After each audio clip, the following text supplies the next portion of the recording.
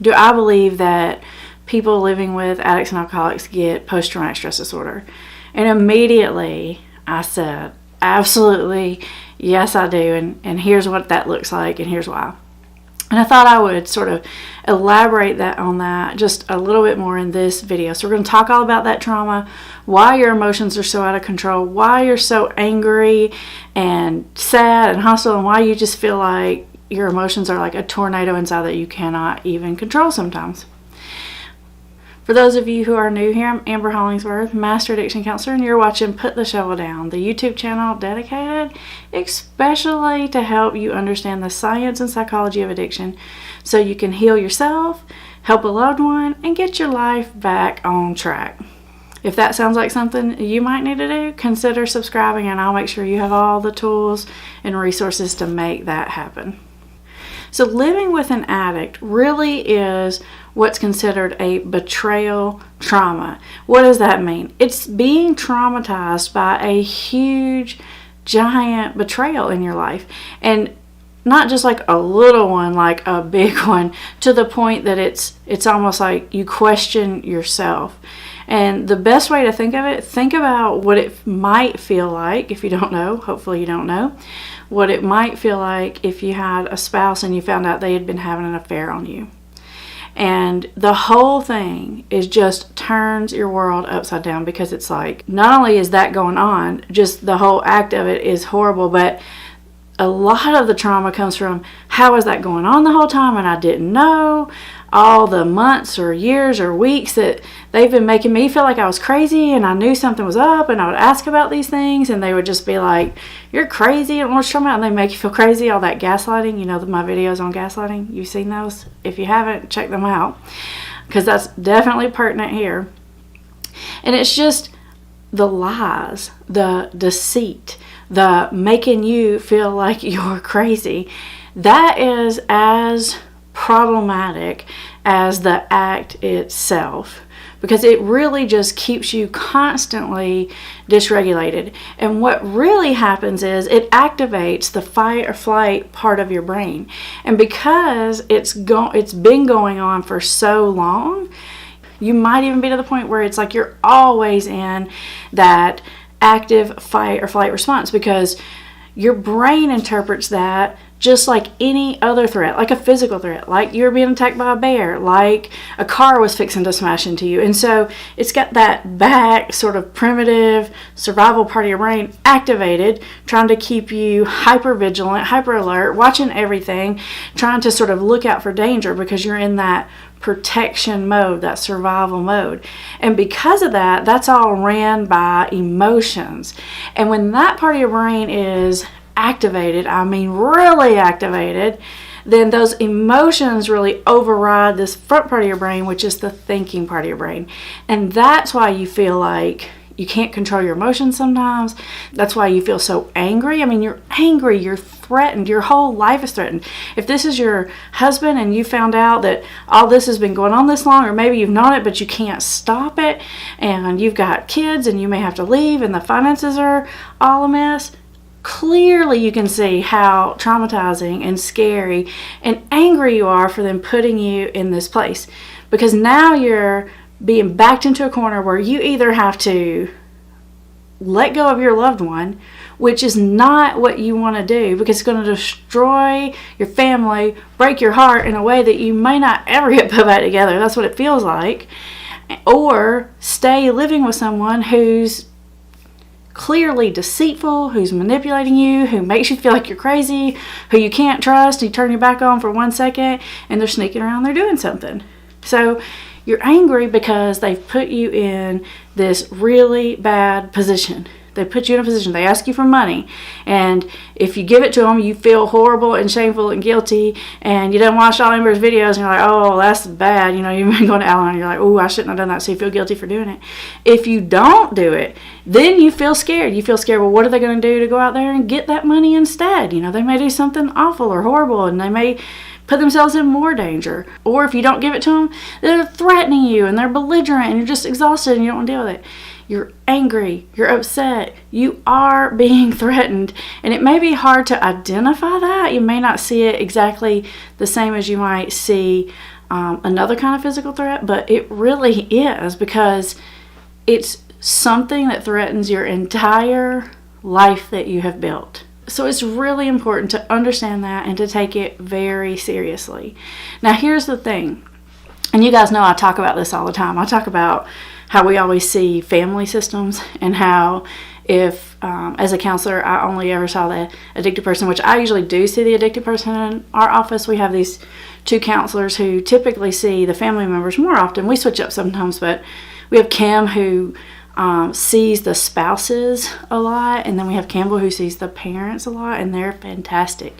And the thing of it is if I just saw the addict or the alcoholic, of course, they're minimizing everything they do. Even if they're like acknowledging, okay, I did some drugs, like I spent some money or something, they're definitely downplaying it, and they're definitely minimizing it. But I'll tell you what they are telling us. They're telling us how crazy you're acting.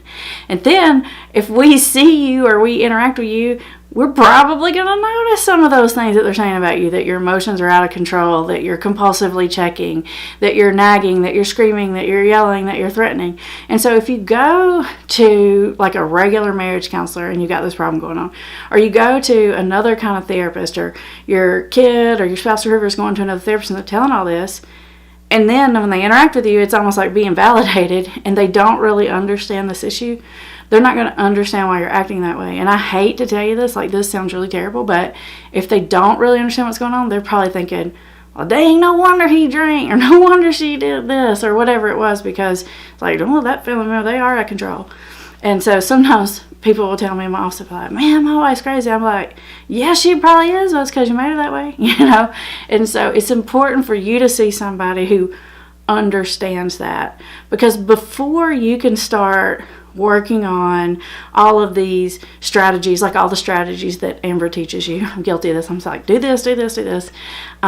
The first thing you got to do is figure out how to sort of soothe this back part of your brain that is screaming at you like nonstop, 24/7, that's always under threat, that's constantly checking, that can't let the guard down, just completely hypervigilant, not sleeping, all that stuff. You got to calm that down, because when that is on fire, your thinking brain cannot work. Like it's using up all energy, all blood flow, whatever you want to call it. And the first thing you got to do your strategic decision making, all the stuff that I teach you, is you got to access and activate your front thinking brain. And I know that seems like, what are you talking about, all this brain nerdy stuff? But it's actually, that is what's going on. So you need to develop some skills or some ways and techniques to help regulate some of that emotion, to help calm you, so that you can think and make decisions and use a lot of what you've learned in order to decide what your next step's going to be. Because you're going to be driving down the road and you're just going to see this one street or this one place, and it's going to remind you of, maybe that's where such and such happened, or maybe that's where they're going to get their drugs, and you're just going to be activated. You're going to be in that fight or flight response, and in those moments it is going to be extremely hard to make good decisions. So there are some things that you can do to try to get your front brain to activate and your emotional brain to calm down, and a lot of those techniques are they're like what I might call like grounding techniques. And so one of the simplest, easiest thing to do is do what we call a box breathing, or a 4-count breath, where it's like in through your nose, like in 2, 3, 4, out 2, 3, 4. And it's sort of slowing down your breathing and slowing down your heart rate. Because when you get in that fight or flight response, your breathing speeds up. What you don't want to do is do that like that like really quick hyperventilating kind of breathing, because that's just going to tell your brain that you really are under threat, and it's going to really ramp up. So you want to slow your breathing down, which will slow your heart rate down. It'll get some oxygen to that front part of that brain up there, and now maybe you can make some good decisions. Other things you can do is like maybe have like a fire drill technique in your back pocket, like call someone who can just talk you through a situation, who can help you be objective, or call someone who can just get you to think about something else, so that that emotional part can simmer down and your thinking part can check in. I usually say, don't make decisions when you're really emotional. Don't make the decision that you're done, you're throwing the person out in the middle of a big fight, because when you do that, you're making it out of emotion, and emotion is temporary, and when the emotion goes away, you're going to undo that decision. And so you want to delay decision making when you know that you're sort of to that point where you're not thinking clearly. You want to do some kind of grounding technique to sort of get that emotion to calm, get in the front part of the thinking part of your brain, so that you can decide what to do next. You can count backwards by 3s. You can do anything that makes you have to think. It's going to sort of shift you into that front thinking part of your brain and lower that intensity in that emotion. The other thing that I would tell you is everything inside your brain is going to be so hypervigilant. It's going to be making you be so aware all the time. You're going to want to obsess. You're going to want to go into the rabbit hole. That's what I call it, like way deep, dark rabbit hole. And you're going to be driving down the road, and you're going to start thinking about it, and you're going to start obsessing about it. And then it's going to get bigger and bigger and bigger in your brain. And if you catch yourself doing that, you really need to shift out of it. And it's not going to be easy, but you need to get yourself some techniques in order to do that. And anything that makes you think or distracts you is helpful. I usually say, like, don't necessarily watch TV unless it's something you really, really know is going to get your attention, because otherwise you'll just be staring at the TV and you'll still be in the rabbit hole, or reading a book. You know, it's going to have to be something that's going to pull you out of your head. Don't fall for that temptation to let yourself go down the rabbit hole. I'm telling you, it's not a good place to be. There's nothing good down there. So when you feel like you're going down that road, you need to U-turn it out as fast as you can. That's why this whole living with an addict or an alcoholic thing is so difficult, because basically it's overriding your instincts. It is literally like learning not to hit the brakes when you're skidding on ice. And I've heard that some people can do that, like you northern people, or you people that live out there in the snow. Us southern people, we have no ability to do that. Like, seriously, one snowflake and we are slamming the brakes on because we're scared to death. But apparently that can be done if you train yourself. So it's that same concept. You're sort of getting into your ocean brain and you're deciding what to do, even though you're in the midst of some sort of crisis. And that's going to help you decide what's the best decision for you. It's going to help you be better able to keep yourself safe and your family safe. Now, the next thing that you need to do is you need to make sure you have watched every video in my manipulation series, because if you're still being manipulated, you're going to constantly be triggered in that part of your brain that we're trying to get to calm down, because you're going to be fighting with yourself, you're going to be not trusting yourself, you're going to be confused, you're going to be upset with yourself because you can't control your emotions. And so make sure you watch all of those manipulation videos. I'm going to put them right up here so you can click on them and watch them next.